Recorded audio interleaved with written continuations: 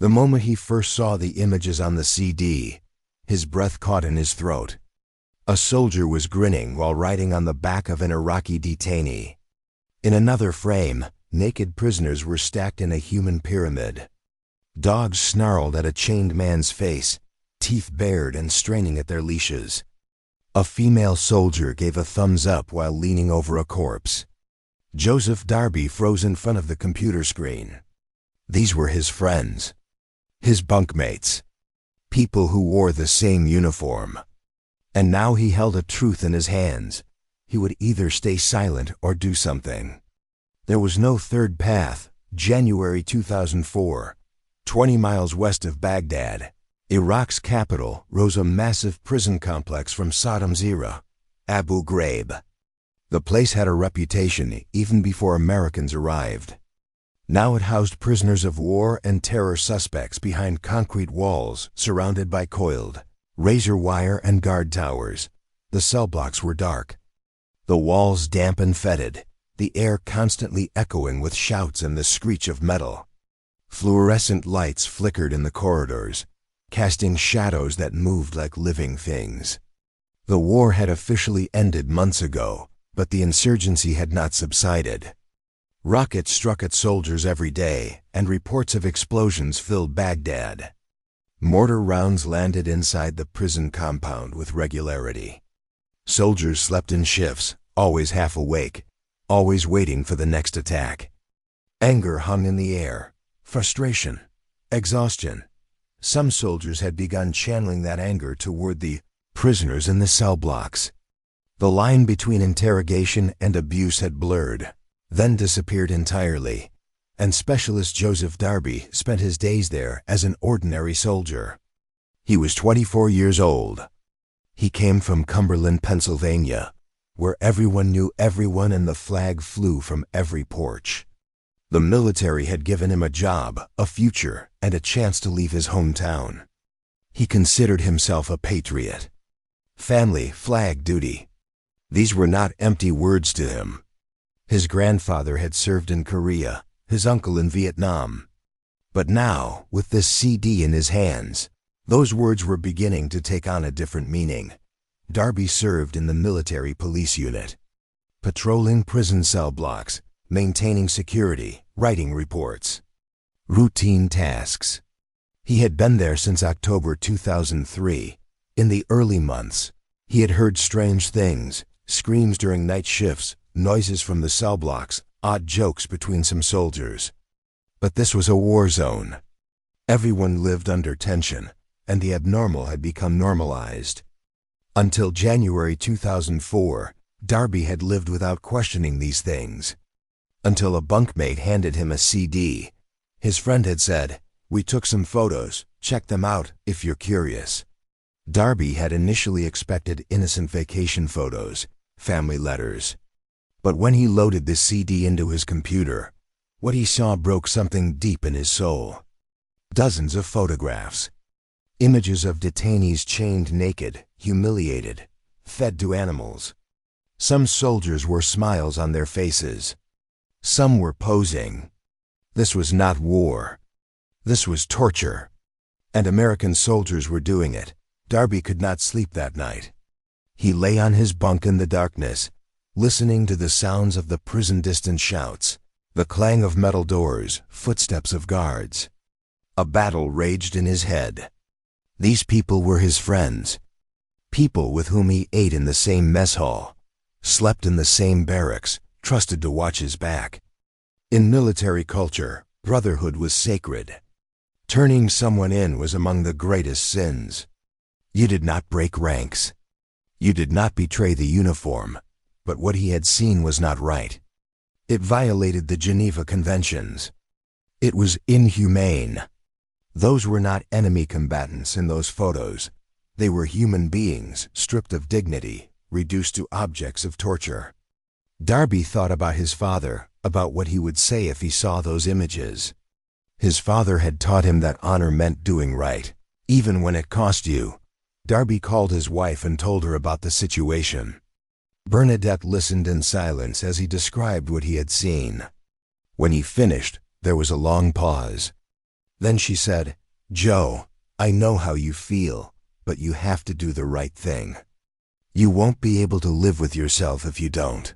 Her voice was steady, but he could hear the fear underneath. Darby waited a few more days. Maybe someone already knew. Maybe the commanders would take action. But he saw nothing. Everything in the cell blocks remained the same. Laughter, jokes, ordinary routines. Some soldiers even talked openly about softening up detainees for interrogation, as if abuse was just another tool. On January 13, 2004, Darby made his decision. His hands shook as he burned a copy of the CD. He put it in an envelope and walked to the military investigation unit. Each step felt heavier than the last. He was crossing a line, and he knew it. There would be no going back. He delivered it to a contact he trusted. He offered no explanation, simply said, "You need to see this," and left. In that moment, his life changed forever. The photographs rapidly climbed the military chain of command. Within days, they reached the Pentagon. Generals were in shock. This was a disaster scenario.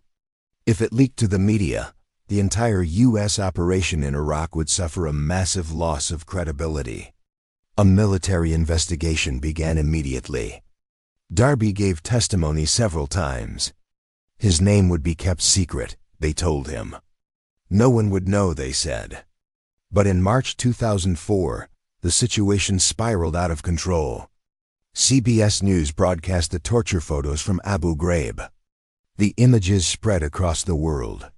CNN, BBC, Al Jazeera, the same photographs on every channel. Naked prisoners, dogs, electrical cables, smiling soldiers. The world recoiled in horror. U.S. President George W. Bush issued an apology. Secretary of Defense Donald Rumsfeld testified before Congress, but everyone wondered about the source of the scandal. How did these photos leak? Who turned them in? And then, in May 2004, Secretary Rumsfeld accidentally mentioned Darby's name during a congressional hearing. On live television, millions were watching. Darby's identity was no longer a secret dot in the small town in Pennsylvania. The news spread like waves. Darby sold out the soldiers. Darby is a traitor. "Dead Man Walking" was written on his house wall in red spray paint. Threats were scrawled in graffiti on his door. His mailbox was smashed. Windows were broken in the middle of the night. Neighbors began turning their heads when his parents appeared in town. At the local bar where his family had drunk for generations, his father was told he was no longer welcome. Darby was not even safe at Abu Ghraib anymore. Some soldiers turned their backs on him when he entered a room. No one sat next to him in the mess hall. They averted their eyes in the corridors, or worse, stared with undisguised hostility. Someone spray-painted "snitch" on his locker. His personal items went missing. He received notes slipped under his door. Accidents happen in war zones. Worse, he started receiving death threats. Anonymous letters arrived with photographs of him circled in red. Emails flooded his account with graphic descriptions of what would happen to traitors. Threatening voice messages, "We'll find you. There's no place for traitors. We'll take your family too." Some messages mentioned his wife's name, his parents' address. The threats came from inside the military and from civilians back home. The military understood the seriousness. Darby and his wife Bernadette were placed under protective custody. They could no longer return to their home in Pennsylvania. They could not visit family without elaborate security measures. They were forced to live in an unfamiliar city, in a secret location, with new identities. Armed guards accompanied them everywhere. They were moved every few weeks to prevent tracking. One day he was a patriotic soldier doing his duty. The next day he was a fugitive witness hiding from his own countrymen. This was the price for listening to his conscience. Bernadette stood by him, but the strain showed in her eyes, in her sleepless nights, in the way she jumped at unexpected sounds. But she never blamed him, never asked him to take it back, Darby tried to stay away from the media. But as his story spread, two sides formed. One group viewed him as a brave, conscientious objector. Human rights organizations applauded him.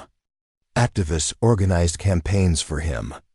But another group, especially in military circles, never forgave him. Problems within the army are solved within the army, they said. A soldier never betrays his comrades. Darby was crushed in this dilemma. He knew he had done the right thing, but the consequences were tearing him apart. His family was under threat. He could not return home. His friends had abandoned him. Some nights he could not sleep, thinking, "I wish I had never opened that CD." But then he remembered the faces in those photographs. Chained, naked, humiliated people. And he knew that if he had stayed silent, these tortures would have continued. Perhaps more people would have been harmed. Perhaps the world would never have known. Darby comforted himself with this thought. But comfort could not entirely ease the pain. In 2005, Darby was discharged from the military. His military career was over. He returned to his hometown, but the reception was cold. Some people applauded him. Most turned their backs. He struggled to find work. The name Darby had become a stigma. Some employers slammed the door in his face saying, "We don't hire traitors." He and his wife Bernadette tried to build a quiet life. But the past never stopped haunting him. In 2005, the American Civil Liberties Union, ACLU, honored Darby with a Heroism Award. In 2006, the John F. Kennedy Library gave him the Profile and Courage Award. This award was given to those who acted according to conscience despite political pressure. During the ceremony, Kennedy's daughter said, "Joseph Darby is one of those people who are a light in the midst of darkness." When Darby walked onto the stage, he could not hold back his tears. For the first time, he felt that someone understood him. For the first time, he heard someone say out loud that what he had done was right. But awards could not bring back what he had lost. He had lost his friends. He had lost his hometown. He had lost his peace. The Abu Ghraib scandal went down in history as one of the most shameful military incidents. A few low-ranking soldiers were prosecuted and sentenced. Names like Lindy England and Charles Grainer became known worldwide. England received 3 years. Grainer got 10. The trials were covered extensively, the photographs shown in courtrooms and on news broadcasts. Each revelation another wound to American credibility. But no one in the upper echelons received serious punishment. No generals were court-martialed. Investigation reports claimed the torture was the work of a few bad apples, a convenient narrative that absolved the system. The Taguba report documented failures of leadership, inadequate training, ambiguous interrogation policies from the highest levels. But consequences flowed downward only. Commanders received reprimands or early retirements with full benefits. The soldiers in the photographs went to prison. Darby knew this was not the whole truth. The commanders knew. The officials knew. The system knew. But the system placed responsibility on those at the bottom and closed the file.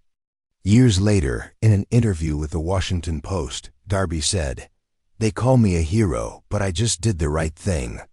The real heroes should have been the ones who stopped it before it became necessary to do what I did." His voice was weary. Disappointment filled his eyes. But there was no regret.